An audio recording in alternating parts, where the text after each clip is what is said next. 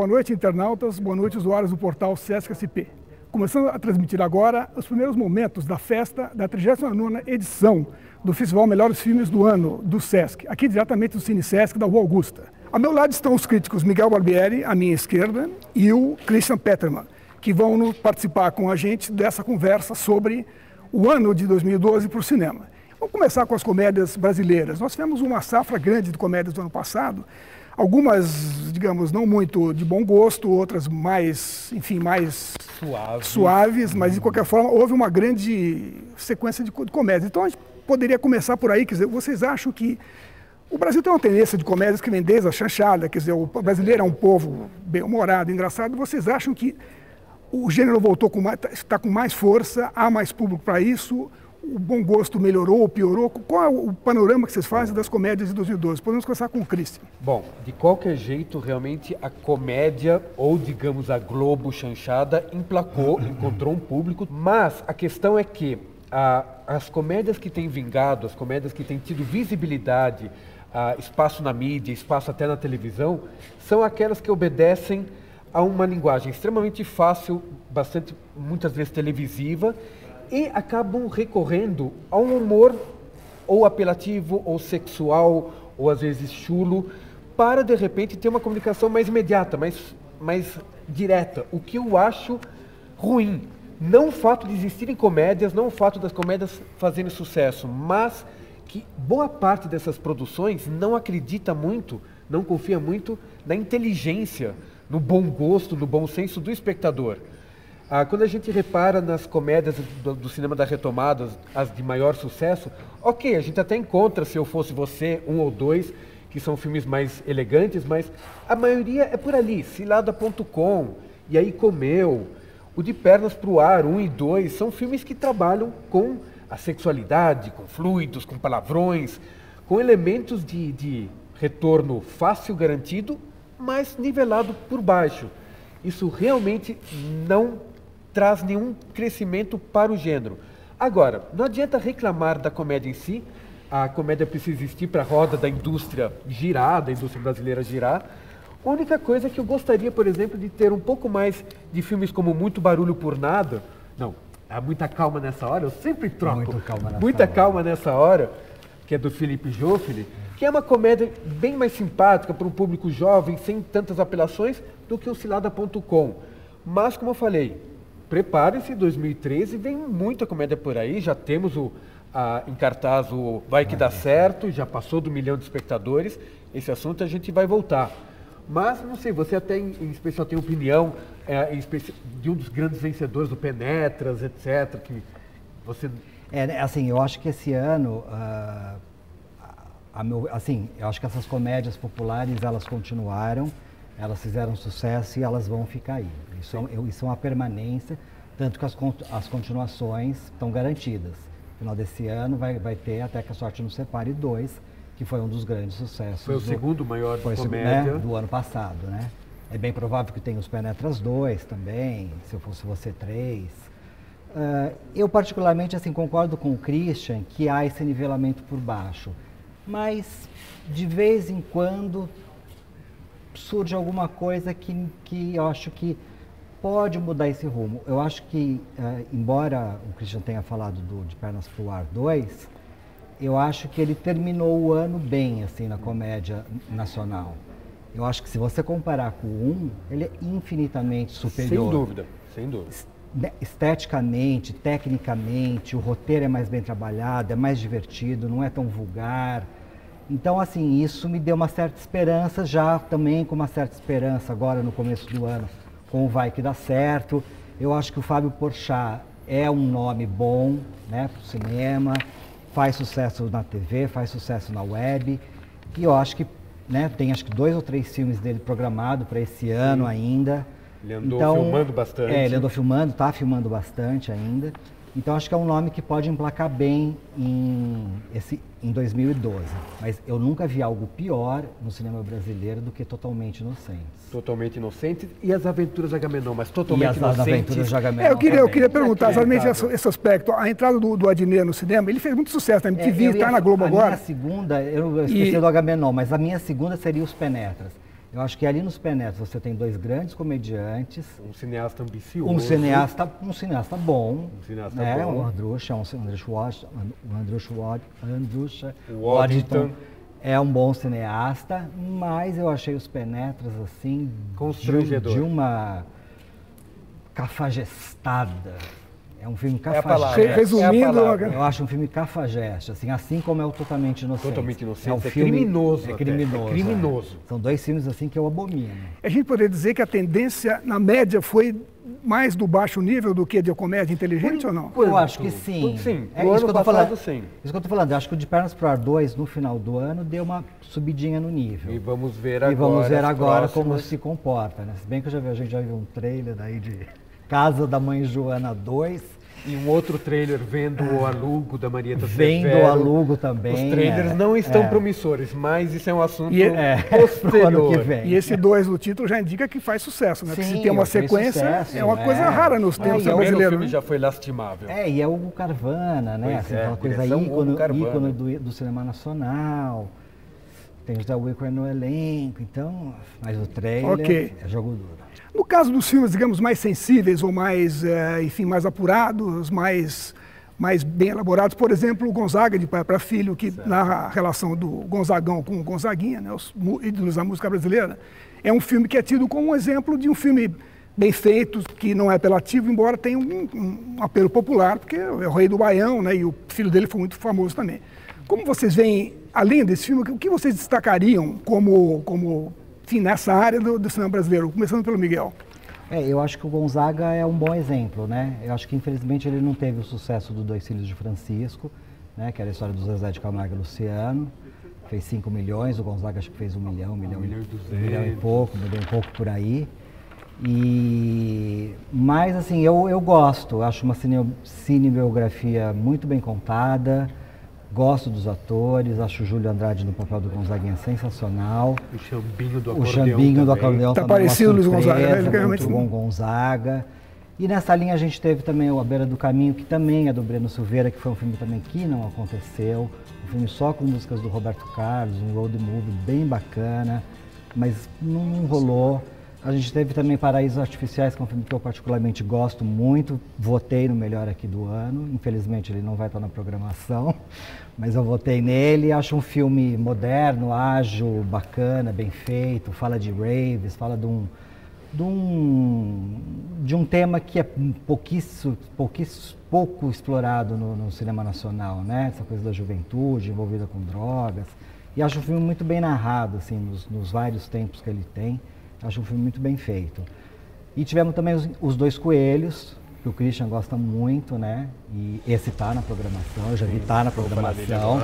E aí eu passo a bola pro Christian, que é um filme que a gente particularmente... A gente não sabia que a gente gostava. E ambos colocaram ambos colocamos como era o diretor, é um diretor santista, né? O Afonso Boiar. E estreante, inclusive, né? Primeiro filme dele. Exatamente, bem da área da publicidade, estreante em cinema.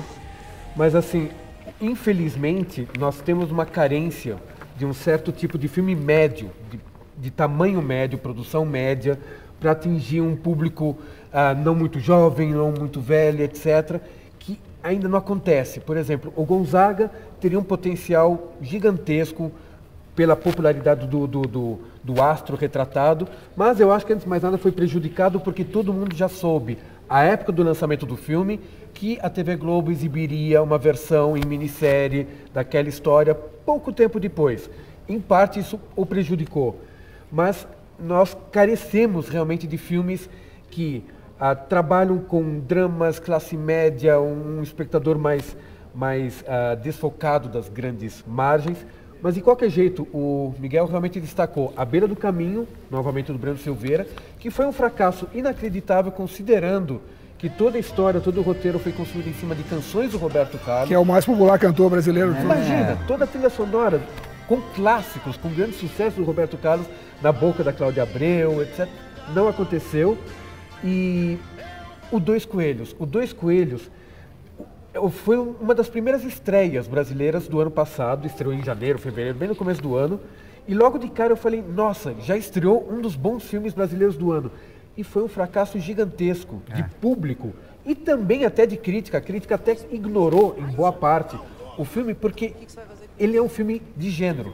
Ele é um filme de ação com muitos efeitos especiais.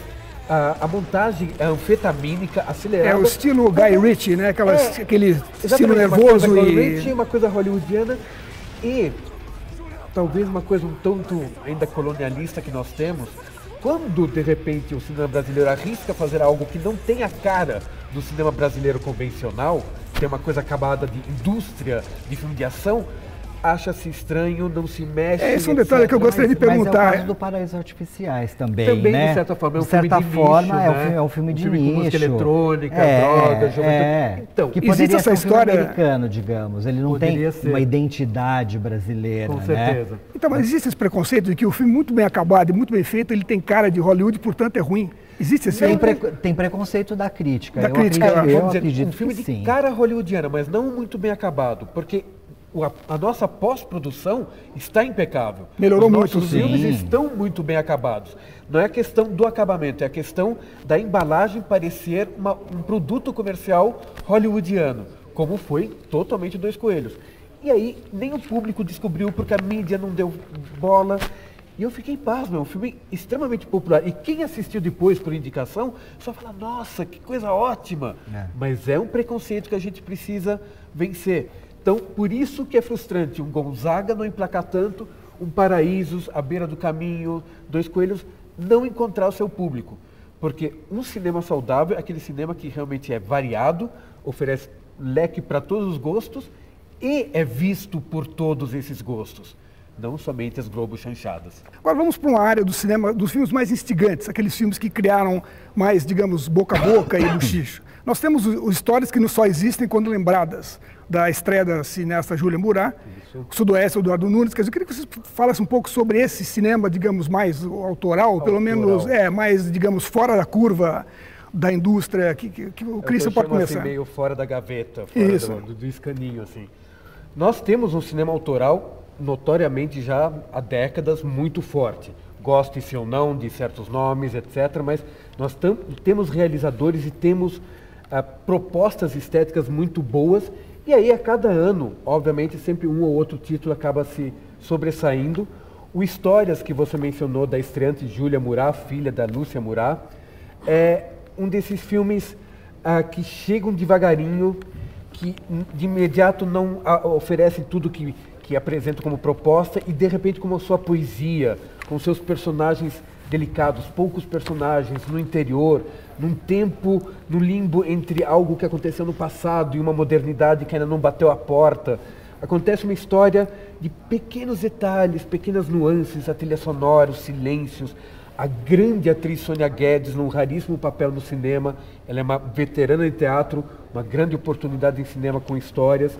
Mas você mencionou o Sudoeste, eu mencionaria, por exemplo, um outro filme que entra nesse esquema de autor, que eu acho dos exemplares mais instigantes, mais interessantes do ano, que é o Luz nas Trevas, que é, digamos, uma espécie de continuação do clássico Bandido da Luz Vermelha, do Rogério Sganzerla. O roteiro que ele deixou não filmado foi retomado pela viúva Helena Inês e pelo Ícaro Martins, que também é um cineasta paulista fora do escandinho, fora da tradição.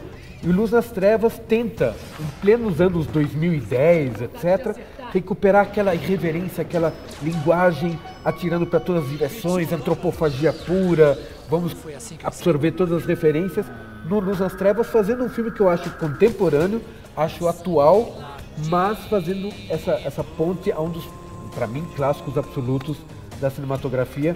Mas há vários trabalhos, em especial de grandes realizadores ou de realizadores que se dão ao tempo de fazer a obra como eles querem fazer. Não é uma obra para retorno financeiro. E isso sempre é muito saudável. E eu acho que o ano teve, apesar de não ter sido um ano tão vigoroso assim para o cinema brasileiro, vários outros trabalhos autorais instigantes. E aí eu passo a bola para o Miguel. Eu gosto muito do Luz nas Trevas. Eu acho que desses todos foi o filme que mais me balançou. Eu não esperava nada. Eu estava reticente. Eu estava muito reticente medo, assim, por ser uma por ser uma continuação do Bandido da Luz Vermelha. né? Dirigido pela Helena Inês. Mas quando eu vi, eu fiquei muito surpreso, né? É como se fosse um Bandido da Luz Vermelha adaptado para os anos 2000. Para a sensibilidade de hoje. De hoje, achei bem interessante. O Sudoeste eu gosto também. Eu gosto plasticamente, eu achei ele sensacional. Ele tem um formato de tela ampliado, esticado. Acho que enlouqueci. Que é bonito, uma fotografia bonita. Preto e branco, um preto e branco lindo. Ela vai ganhando formas. Talvez o roteiro não me agrade tanto, assim. Uma coisa de idas e vindas, de sonhos, de vidas que passam. Eu acho que às vezes assim, o que falta um pouco nesse cinema brasileiro de autor, na minha opinião, é roteiro.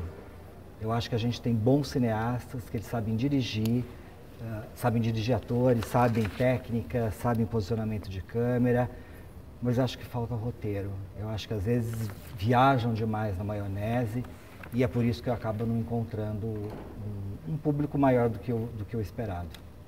Certo. Agora, em outra área agora que nós vamos abordar, que é a questão dos musicais. O Brasil é um país musical por excelência, é um país que sempre se marcou pela música e pelos grandes talentos. E nós tivemos alguns destaques no ano passado, documentários sobre música. Só aqui na eleição do nosso festival nós tivemos o Raul, filme do Raul Seixas, o do Tom Jobim, feito pelo Nelson Pereira dos Santos, e o Tropicália do Marcelo Machado. Então, como você vê essa tendência você acha que o Brasil não fazia muita coisa antes? E nós tivemos antes o Locke do Arnaldo Batista, tivemos o filme do Simonal, quer dizer, há uma série o Brasil tem uma gama imensa de temas musicais possíveis de se explorar. Quer dizer, você acha que está crescendo esse tipo de gênero? Eu não sei se está crescendo, mas está uma constante, né? É um nicho que já pegou há um certo tempo. Só que aquela coisa, tem que separar o joio do trigo. Por exemplo, tem um filme do Bezerra da Silva, onde a coruja dorme, que é um nada. Assim, eu não gostei, entendeu? Então, assim, eu acho que quando você se propõe a fazer, principalmente um documentário, você tem que ir atrás de uma pesquisa. Eu acho que é fundamental isso. Uma pesquisa, sabe? Como foi feito no Tropicália. Ou seja, o cara foi lá atrás de imagens, de arquivos sensacionais, inéditos, entrevistou todo mundo. Material riquíssimo, uma edição sensacional, entendeu? Então, assim, eu acho que quando você se propõe a fazer um documentário, que faça bem feito, entendeu? Não é pegar lá o Bezerra da Silva, mostrar ele cantando 2, 3 vezes, enxertar 2, 3 entrevistas e tá pronto o documentário. Não é isso, né? Então, eu acho que tem muito marinheiro de primeira viagem, tem muito oportunista nessa seara, porque é talvez o jeito mais fácil de você fazer cinema, né? Você não precisa nem de um roteiro, você fala assim, olha, eu quero fazer um filme sobre o fulano de tal. Ah, tá bom, conseguiu a lei de incentivo, conseguiu um patrocínio, não sei o quê. Edita as cenas e edita as cenas e tá lá, entendeu? Então eu acho que precisava dar uma bela de uma selecionada. Agora, esses 3 que você citou, eu gosto muito. Eu acho o Raul muito bacana, foi o documentário que eu votei como melhor documentário. Fiquei muito em dúvida entre o Raul e o Tropicália. Mas acabei assim, é isso, assim, o Raul também, assim, embora não seja um artista que eu admire ou admirava, eu achei ele tão bem feito que eu acabei saindo do cinema cantando as músicas do Raul. Né? Eu acho que quando isso te provoca, quando provoca essa reação na plateia, ou seja, você acabar cantando as músicas de um artista que você conhece, né? Você conhece todo, né?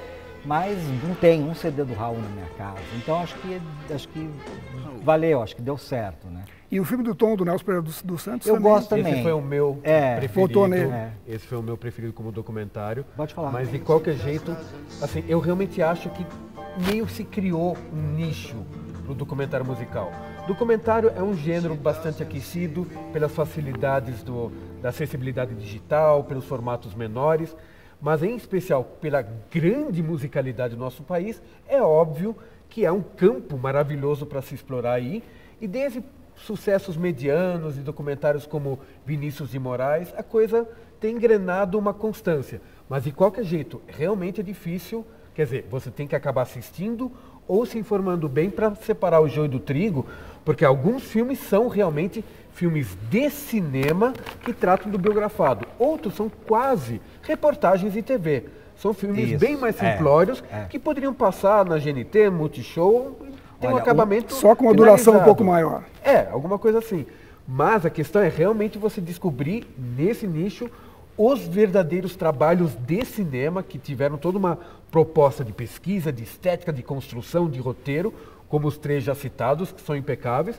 E, felizmente, nós temos bons títulos aí pela frente. A nova safra tem já um novo astro, que é o Paulo Moura. O filme Paulo Moura, Alma Brasileira, do Eduardo Escorel, grande cineasta também, já vem aí com um belíssimo trabalho de um músico não tão popular. Ele não é um Tom Jobim, não é um Vinícius Moraes, afinal de contas é um instrumentista. Mas de grande qualidade. Mas de grande qualidade, e é um filme belíssimo. Então, com certeza, é um nicho que continuem aparecendo mais documentários musicais, porque nós temos personagens, searas, estilos musicais a rodo para explorar. A única coisa é fazer cinema ou fazer televisão. Você tem que saber diferenciar a tua ambição estética no caso.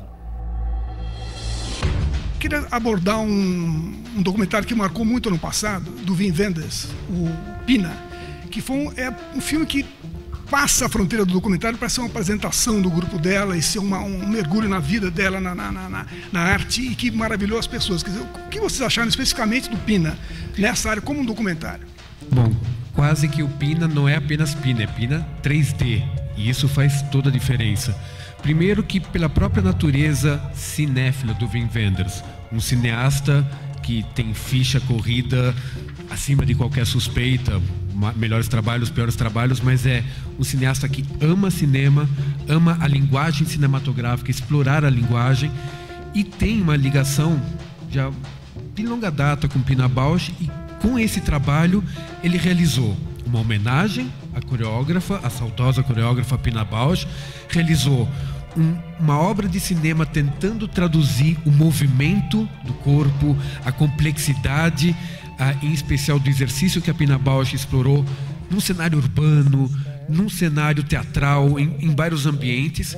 Mas, assim, eu considero, vamos dizer, Pina, como você bem falou, um filme para um tipo de público bem maior, bem fora de tribos e nichos, mas eu acho talvez uma das melhores utilizações até hoje do 3D. O 3D no Wim Wenders, no Pina, é absolutamente obrigatório. Você ver o Pina em 2D, você tem uma experiência.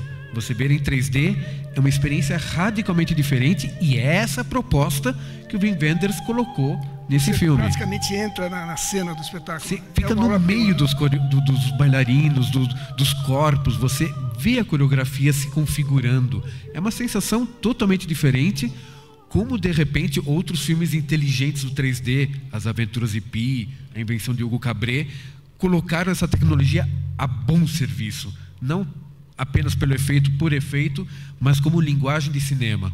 O que você achou do Pina? 3D, etc.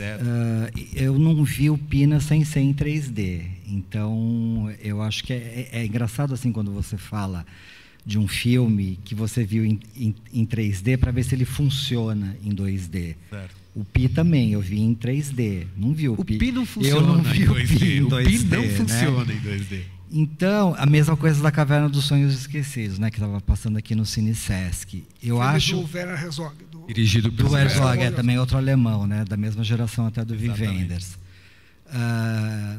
Talvez se a Caverna não fosse feita em 3D, eu acho que ele seria um documentário para passar no National Geographic Channel.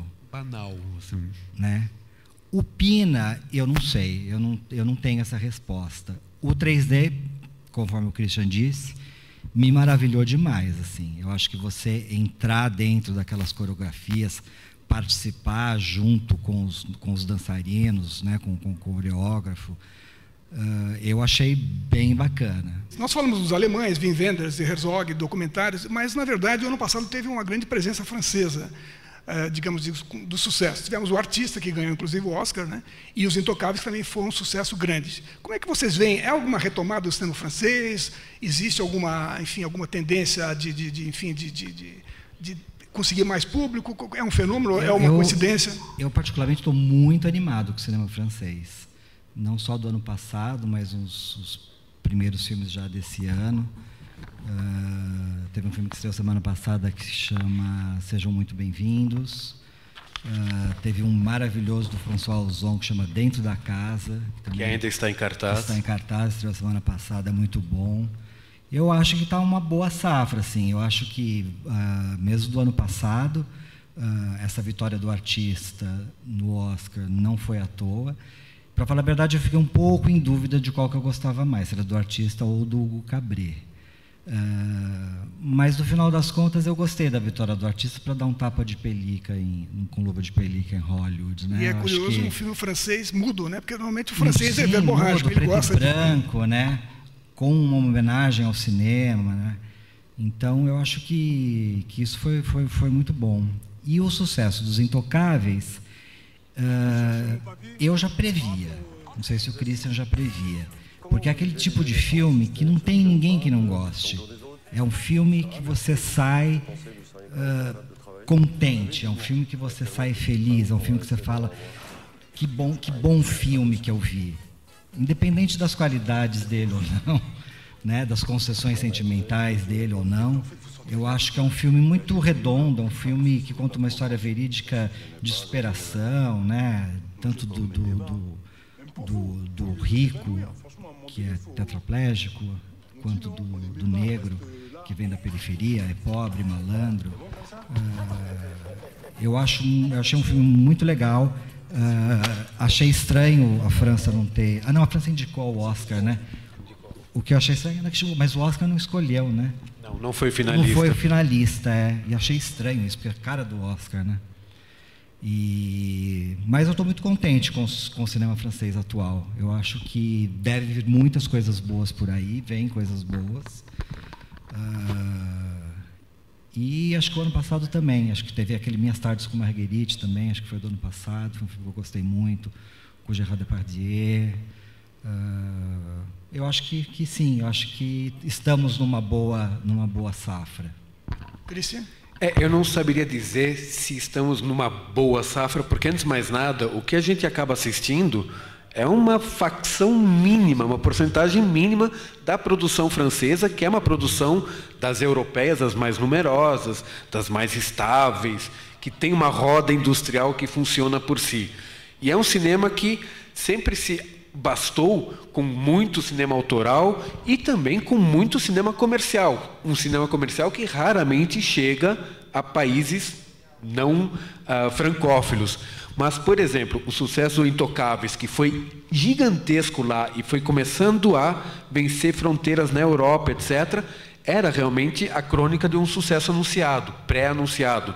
Porque é extremamente formulaico a questão de você extrair humor, extrair emoção, ou seja, dramédia, com o choque de classes, com opostos, o jogo de opostos, o jogo de rico e pobre, negro e branco, etc., é sempre muito universal, comunica-se facilmente. Então, era um filme que foi planejado formulaicamente para o sucesso e perfeito. É um grande representante do cinema comercial francês. Mas, como eu falei, a gente acaba assistindo sempre uma pequena porcentagem. De qualquer jeito, ultimamente, de uns 2 anos para cá, a quantidade, pelo menos, de títulos franceses voltou a aumentar no nosso circuito, tanto por distribuidoras como Imovision e outras independentes que têm se preocupado em manter a fidelidade a um Alain Resnais, a um François Ozon, a um Christophe Honoré, e a gente vai vendo os últimos trabalhos. É sempre uma cinematografia que pode surpreender, que nos pega de surpresa, que às vezes é verborrágica demais. Eu não vou ficar citando títulos, mas assim, eu não diria que é uma safra. A gente está tendo novamente mais acesso a um número maior de filmes. E com isso, um nível de qualidade médio maior, etc. Não, eu só queria complementar com uma coisa, assim. Eu acho que, tudo bem, isso é com toda a cinematografia, né? Dos argentinos também. O que chega de argentino aqui é bom? Mas é 5%. Porcarias que os argentinos fazem também não devem ser muitas também, né? Agora, vocês acham que a crise europeia afetou a produção cinematográfica? Porque a Europa vive uma crise sem precedentes praticamente há 50 anos. Esse tipo de crise afetou a produção? Quer dizer, o cinema está Ele se ressentiu disso? Eu não sei numericamente, eu não saberia dizer se houve um declínio, por exemplo, em especial na França, que tem uma indústria muito sólida. Com certeza, em cinematografias europeias menores, Portugal, Bélgica, Espanha, deve realmente ter sacrificado bastante. Mas a França, eu acho que pela própria rotina de políticas culturais, estava um pouco já mais estruturada para, de repente, esse revés.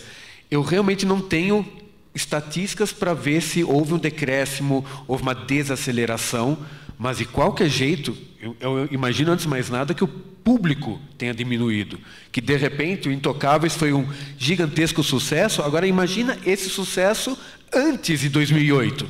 Aí teria sido épico, porque era um outro momento, as pessoas gastariam muito mais para ir ao cinema.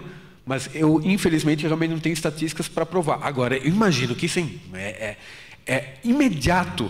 Tendo uma crise no sistema econômico, uma das primeiras áreas a serem sacrificadas é a área cultural. Geralmente os filmes mais interessantes e mais difíceis são os mais prejudicados, porque a pessoa opta pela aventura, pelo filme... Claro, pelo Intocáveis. Pelo Intocáveis, sem dúvida. Não, mas assim, acho que a Imovision, principalmente, sempre traz um filme B francês, né? Ela não fica muito ligada no blockbuster francês, não fica só ligada no Intocáveis. E acho que isso que é legal, assim, eu acho que tem uma diversidade muito grande de a gente poder ver desde uma coisa bem popular, né, comercial, até uns filmes, que nem o que a gente falou, Christophe Honoré, Ozon, Resnais. Esses grandes autores em atividade. E complementando aquela história que você falou de que a gente não vê tudo assim, né? Lógico, a gente não tem acesso a tudo. Eu acho que pelo menos a gente vê o que tem de melhor, porque se você, por exemplo, se você pegar o César, que é o Oscar francês, você vai lá, você olha os vencedores, ou passaram ou vão passar, ou um ou outro que não passou, né? Ou seja, os Intocáveis está lá, o artista está lá. Que é o bom trabalho das distribuidoras, ficar antenada nos títulos mais interessantes, mais visíveis. Nós mencionamos na resposta passada de passagem à Argentina, e é um país que tem produzido coisas muito boas, mas o ano passado parece que não foi tão pródigo assim, coisas interessantes. Nós tivemos o Elefante Branco, Infância Clandestina, mas eu queria saber de vocês qual foi a contribuição em 2012 do cinema argentino para as salas de espetáculo. Bom, nós tivemos, por uma conjunção de fatores, uma entre-safra realmente de estreias. Ano passado, só estrearam genuinamente produções argentinas apenas 3 filmes. 2 deles não necessariamente ruins, como você mencionou. O Elefante Branco, que até tem Ricardo Darín, o grande astro, como protagonista, e o Infância Clandestina. É que foram 2 filmes que não encontraram seu público ou não seduziram o público brasileiro. Primeiro porque o Elefante Branco, a imprensa fez questão de vender como um favela movie argentino. Um filme ambientado em favela, e o espectador aqui foge do termo favela movie. Ou seja, a própria apresentação do filme já não interessou.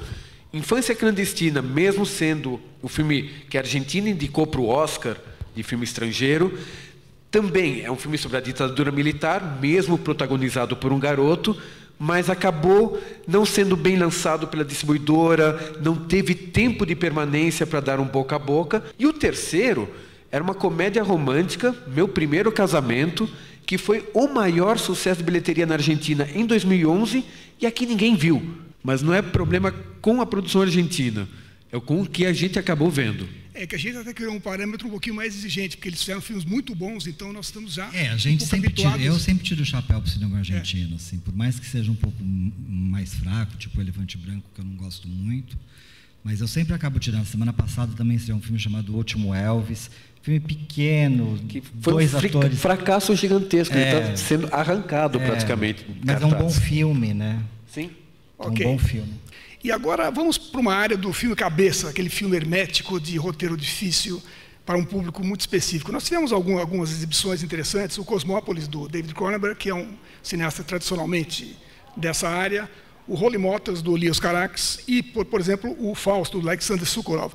Vocês acham que ainda há espaço para esses filmes? O fato desses filmes serem exibidos revela que há público para isso, há uma tendência a se aumentar mais ou menos? Como é que essa área, como esteve no ano passado?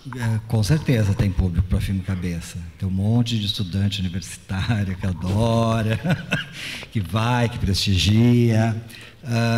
Eu tenho algumas restrições a alguns filmes, por exemplo, o filme do Sokurov eu gosto muito, o Fausto. Acho majestoso, é um filme difícil, não é um filme fácil não. Mas eu acho um belo trabalho. O do Cronenberg, o Cosmópolis, até a gente já comentou isso, né, Christian? Eu gosto de algumas coisas e não acho o Robert Pattinson tão ruim. O Christian acha que o Robert Pattinson acaba com o filme. Afundou o filme. E o Holly Motors, eu fico muito dividido. Quando eu vi, eu achei muito interessante. Eu acho que ele tem grandes momentos. Eu sei que ele foi super votado pelos críticos. Tem muito crítico que adora, que coloca como o primeiro filme no top 10 dos melhores do ano. Tipo eu. Tipo o Christian e tipo outros que eu conheço também. Mas eu acho um filme regular, assim. Acho um filme que tem grandes momentos, que me diverte. Mas não é um filme que me agrade 100%. Eu talvez goste de um cinema um pouco mais certinho, digamos. E você, Christian? Bom, de qualquer jeito, só primeiro complementando contra o Holly Motors, eu concordo plenamente que é um filme de altos e baixos, que tem uma certa irregularidade, mas é de uma irregularidade tão criativa que, para mim, instiga, para mim foi o que mais desafiou, mais tirou da zona de conforto, mais trabalhou com minha cinefilia, etc. Por isso eu colocaria em primeiro lugar. Mas sobre a questão desse financiamento maior ou menor a filmes específicos de arte, de qualquer jeito, a acessibilidade digital facilita com que a gente tenha acesso a essas obras, porque se torna bem mais barato trazê-las digitalmente do que em película. E mesmo, de repente, dentro de Hollywood, as grandes majors, Fox, Sony, têm os seus selos menores, que são selos dedicados a produções independentes, como a Fox Searchlight, a Sony Classics. São empresas menores que trabalham justamente com cinema de autor independente para alimentar esse nicho, esse mercado que também existe. Ou seja, é uma roda que vai continuar girando. Eu não sei se há um aumento de investimentos no cinema autoral, mas de qualquer jeito, o fato de não ser mais película facilita muito o acesso em todas as praças do mundo. E isso, de repente, pode voltar a dar um aquecimento nessa visibilidade, acredito eu.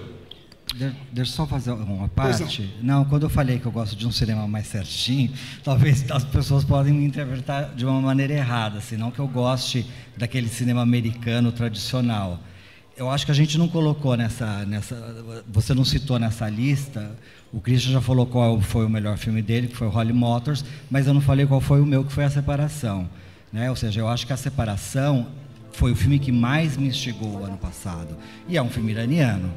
Ou seja, ele tem um roteiro extremamente impecável, ele tem atuações fabulosas, ele tem uma direção formidável, e foi o filme que mais impactou. Então, assim, não que eu não sei em que categoria a gente pode colocá-lo, entendeu? É um filme de arte, é um filme de autor, é um filme comercial. Porque ele é uma grande produção iraniana, ele é uma super produção em termos iranianos, mas... É importante ressaltar que ele venceu a votação dos críticos aqui da pesquisa do Foi o meu segundo lugar. Foi o meu primeiro lugar. E foi o filme que ganhou o Oscar. Então, assim, onde ele se encaixa, né? Eu acho que eu gosto desse tipo de filme, assim, aquele que não é muito rotulado, é cinema de autor, é cinema mais comercial. Para mim, A Separação foi imbatível. Falamos em Oscar, vamos pegar um pouco mais o Oscar agora. Nós tivemos o Argo, que foi um filme bastante premiado, elogiado, que ganhou os prêmios maiores. E é um filme que, por acaso, não está nessa lista desse ano aqui do Festival do Sesc, não está incluído. Mas é um filme que causou uma certa polêmica em função de que teria ou não reconstituído a história com a devida autenticidade, ou se ele romanceou demais a história.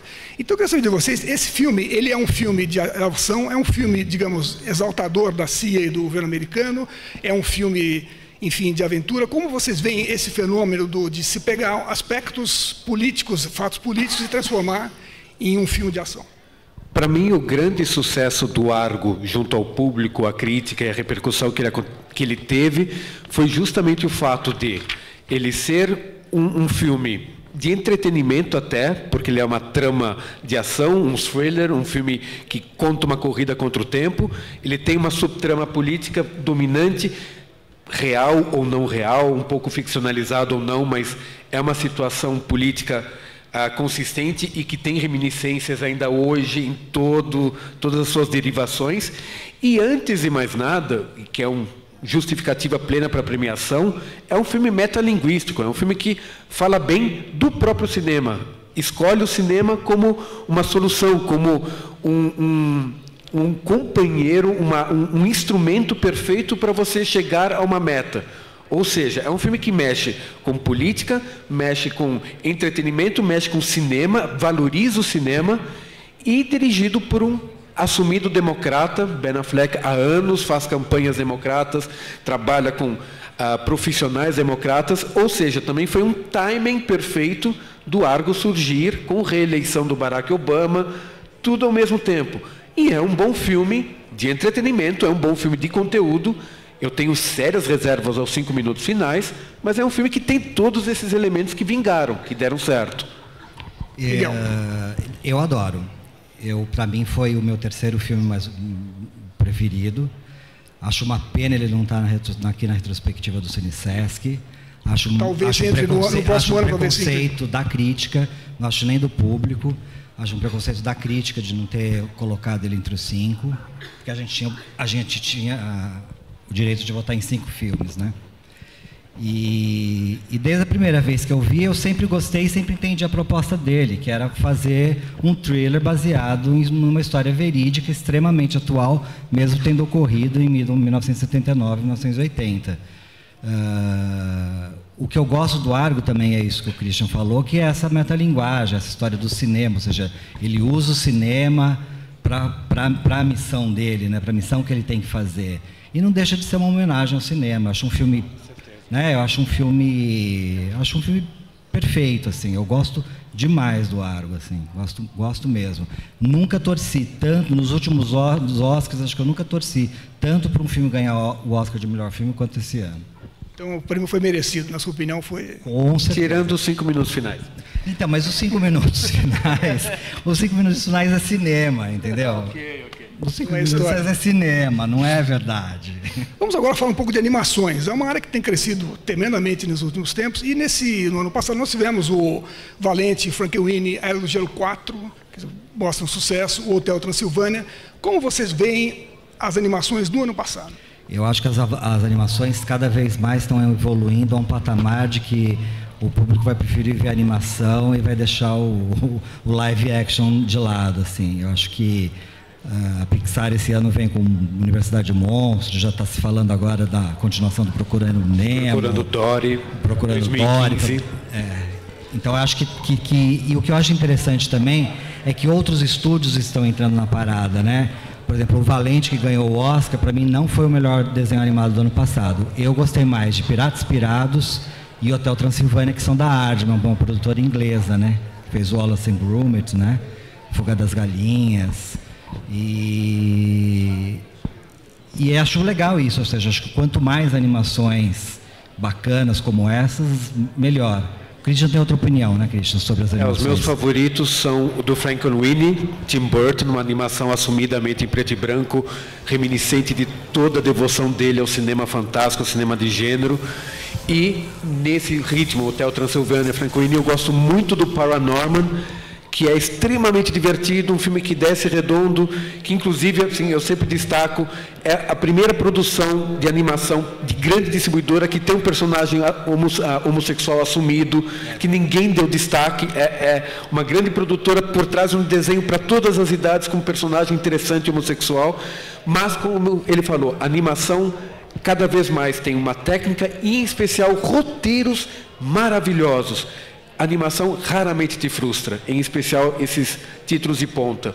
realmente é sempre uma grande expectativa, e esse ano não fica atrás. Agora, para encerrar a nossa conversa, eu gostaria de destacar uma curiosidade, que foi o filme do Nanni Moretti, Habemus Papam, que é um filme feito, obviamente, antes da renúncia do Papa Bento XVI, e que trata justamente de eleição de um Papa, um cardeal que é eleito e depois foge, renuncia, digamos assim. Quer dizer, é uma certa coincidência e uma certa premonição do diretor. Quer dizer, é uma curiosidade, como vocês viram nesse filme, e tratar um assunto que é delicado, enfim, mexe com a questão da igreja, e, enfim, essa história de fé e tal. Quer dizer, como vocês viram nesse filme e a coincidência com o que aconteceu depois na história real. Bom, primeira observação que eu acabei votando no Michel Piccoli como melhor ator, pelo trabalho extremamente delicado, cheio de sutilezas para essa personagem que ele assumiu, mas eu considero Nanni Moretti um dos grandes cineastas italianos em atividade, um dos grandes cineastas em atividade, e eu acho que uma característica intrínseca de um profissional, de um artista que tem consciência, pensa o seu tempo, está antenado com o mundo, é realmente ele perceber coisas que estão no inconsciente coletivo, coisas que estão por acontecer. Nanni Moretti é nitidamente italiano, nitidamente católico. O filme A Missa Acabou, que ele dirigiu nos anos 80, indica isso. Ele é ferrenhamente católico, mas ele percebeu, e isso é uma coisa que vem de anos para cá, que a Igreja Católica está em crise, que a Igreja como um todo está no impasse, tanto quanto a modernização, quanto a corrupção, as crises, etc. E durante o papado anterior, essa crise realmente gerou o Habemus Papam. Ele percebeu, estamos no momento em que os rumos estão indefinidos. E gerou esse roteiro original brilhante, muito bem desenvolvido, e que acabou, de repente, tendo uma situação meio premonitória perfeita. O filme voltou a ser programado em algumas salas, em alguns lugares, por causa dessa coincidência. Mas é um belíssimo trabalho, antes de mais nada, porque Nanni Moretti é dos grandes realizadores. Sempre deixo num cantinho de carinho O Quarto do Filho, que eu acho a obra-prima dele, mas com Habemus Papam ele realmente foi uma antena parabólica. Ele percebeu nitidamente algo vital na Itália. A igreja está em crise, agora está sendo repaginada. Então, quem sabe Nanni Moretti realiza uma continuação, uma nova tomada daqui a alguns anos sobre o futuro da Igreja Católica. É a vida imitando a arte, né? Ou a arte imitando a vida, né? O que veio primeiro. É o que veio primeiro, não dá para saber. Eu gosto muito do Nanni Moretti também. Eu quero saber qual a sua opinião sobre a obra dele em geral. Eu gosto até bem, mas eu acho O Quarto do Filho uma obra-prima. Acho um filme tocante, emocionante, não tem absolutamente nada a ver com o Habemus Papam, né? Acho que são filmes totalmente... Outro tom narrativo, outra linguagem, pegada. Mas eu prefiro O Quarto do Filho. Mas eu gosto do Habemus Papam também. Eu gosto desse humor dele. O que eu não gosto muito nos filmes do Nanni Moretti, às vezes é a presença dele que me incomoda um pouco. Não tanto no Quarto do Filho, que ele está mais contido, mas no Habemus Papam, eu acho que ele carrega um pouco naquele italiano histriônico. Pelo menos ele não é Roberto Benigni. Eu até aceito o Nanni Moretti nos seus filmes, tudo bem, tudo bem. Ok, então tá ótimo. Eu queria agradecer muito a presença do Miguel Barbieri Jr. e do Christian Petermann, que participaram desse papo muito interessante sobre os filmes. Nós demos uma ampla cobertura, uma ampla visão do que aconteceu ano passado, e agora, daqui a poucos minutos, vai começar a cerimônia de premiação dos melhores filmes do ano passado, numa votação feita por críticos e também pelo público do Cine Sesc. A cerimônia vai ser apresentada pela atriz Jean Sganzella. E só uma observação, que a Jean Sganzella, que vai apresentar agora, está no Luz nas Trevas, que nós elogiamos aqui. Sim. É a protagonista do Luz nas Trevas, que está na retrospectiva. Exatamente. E aqui agora ela apresentando a premiação. Bem lembrado. Então, vocês aguardam instantes que nós estamos de volta com a 39ª versão do Festival Sesc dos Melhores Filmes e a entrega dos prêmios. Então, muito obrigado, boa noite e até a próxima. Obrigado. Boa noite.